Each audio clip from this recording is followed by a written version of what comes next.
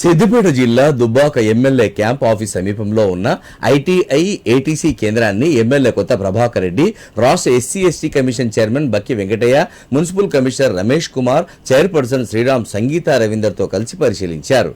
ఈ సందర్భంగా ఎమ్మెల్యే మాట్లాడుతూ ఐటీఐ కాలేజీకి రాకపోకలు సులభంగా ఉండేందుకు రోడ్ల అభివృద్ధి చాలా ముఖ్యమని పేర్కొన్నారు.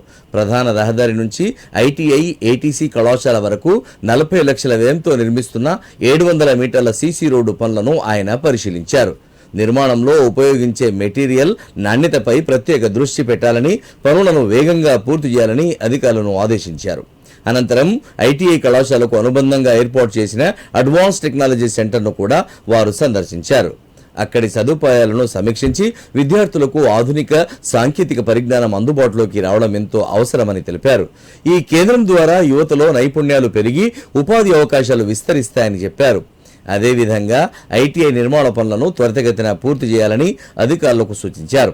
ఈ కార్యక్రమంలో municipal vice chairman Asha Sulochana Swamy, కౌన్సిలర్లు దేవుని రాజు, బండి శ్రీలేఖారాజు, బీఆర్ఎస్ జిల్లా ఉపాధ్యక్షులు ఎల్లారెడ్డి, నాయకులు కొత్త కిషన్ రెడ్డి పాల్గొన్నారు.